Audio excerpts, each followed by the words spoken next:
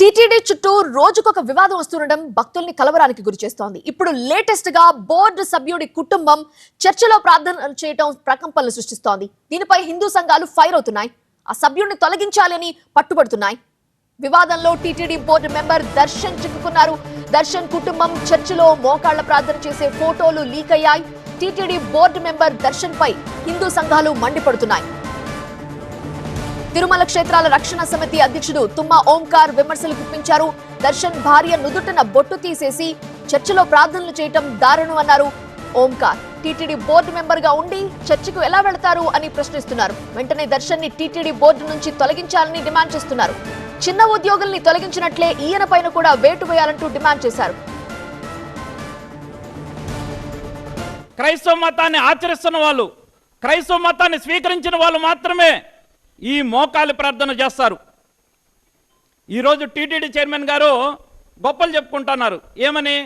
మేము టీటీడీ బోర్డులో ఉన్నట్టు టీటీడీ ఉద్యోగస్తులు ఎవరైతే క్రైస్తవ ఉద్యోగస్తులు ఉన్నారో వాళ్ళందరినీ కూడా తొలగించేస్తున్నాము. స్వచ్ఛందంగా వాళ్ళు వస్తే వీఆర్ ఇచ్చేస్తున్నాము. చాలామందిని ఇప్పటికే సస్పెండ్ చేసినారు. బాగుంది. టీటీడీ ఉద్యోగస్తుల పట్ల మీరు తీసుకున్నటువంటి నిర్ణయం చాలా బ్రహ్మాండం. మరి ఈరోజు మీ ఇంటి దొంగ అంటే మీ పాలక మండలిలో ఉన్నటువంటి ఇంటి దొంగ మీద ఎందుకు చర్యలు తీసుకోవటం లేదు? ఈరోజు టీటీడీ పాలక మండలి సభ్యుడు అంటే ఎలా ఉండాలండి? ఆదర్శంగా ఉండాలి. హిందుత్వానికి, సనాతన ధర్మానికి నిత్యం గోవిందనామస్మరణ మారు మోగాలి వాళ్ళ ఇంట్లో కానీ లేదా తిరుమలలో కానీ.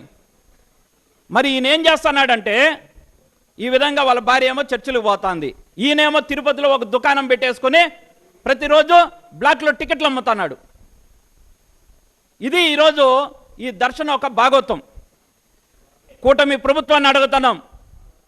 ఈరోజు కూటమి ప్రభుత్వానికి హిందుత్వం పట్ల కానీ వెంకటేశ్వర స్వామి పట్ల కానీ చిత్తశుద్ధి ఉంటే తక్షణమే ఈ ఆర్ఎన్ దర్శన్ను టీటీడీ పాలక మండలి సభ్యుడిగా తొలగించండి. లేదు మేము కొనసాగిస్తామంటే మాత్రం ఖచ్చితంగా మేమైతే ఊరుకోము. ఖచ్చితంగా ఆమన్ నిరాధ్యక్ష చేసేదానికైనా సిద్ధమే.